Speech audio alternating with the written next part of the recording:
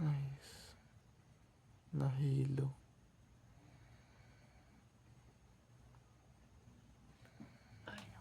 Kahit si Dobby hindi nakaligtas. Eh, sinasabi siya, baka masipa mo po yun. Kasi masisipa.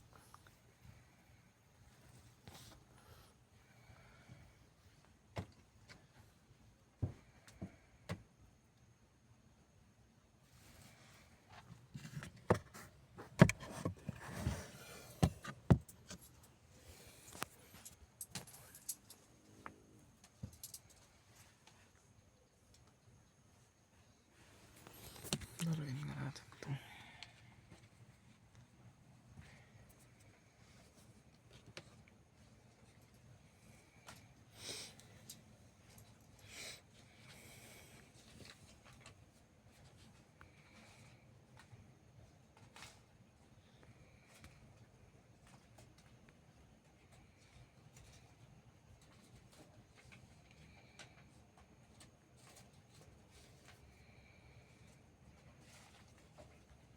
Grabe ang ginawa ng David na to.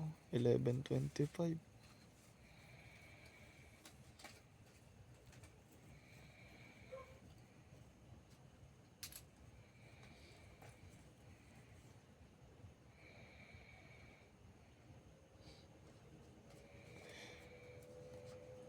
Doon ba ulit nagtatrabaho sa Atrobi, ma? Siyempre. Sa Pibrela? Oo. Ah! Sabi ni Atrobi sa akin, di na siya babalik doon.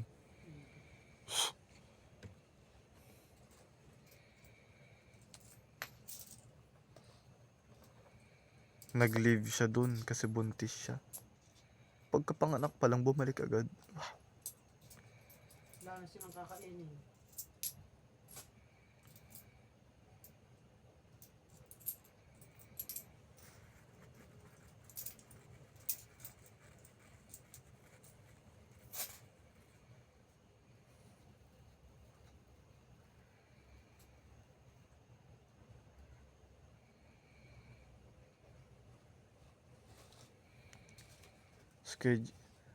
Si KJ bumalik na naman sa dati.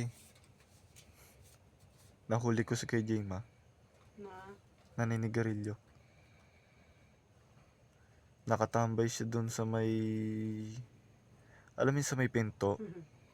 Sa may pinto ng ano, papunta kala Tita Beng. Ma? Ngayon hindi na niya may gagawa yun. Ibibigay na siya ng alagaan. Oo.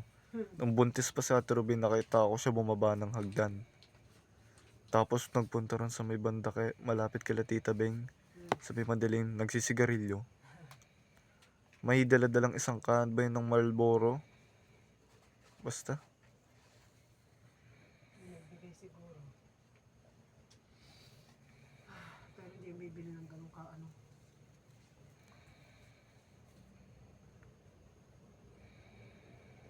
Dala-dala niya yung cellphone niya eh.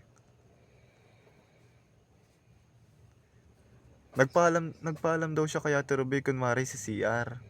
Kaya ano, maglalaba. Kasi nungalingan. Tapos nagpasama sa akin. Tulog ka na si. Saan na mga pupunta yan? Doon lang naman. Yaman na siya. Stress siya sa buhay niya. Sana makita ko na yung baby nila.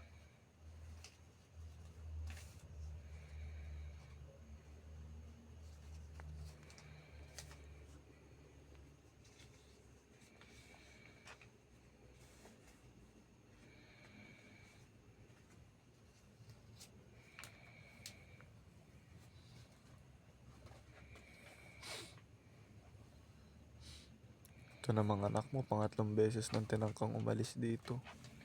Pero hindi nagtagumpay.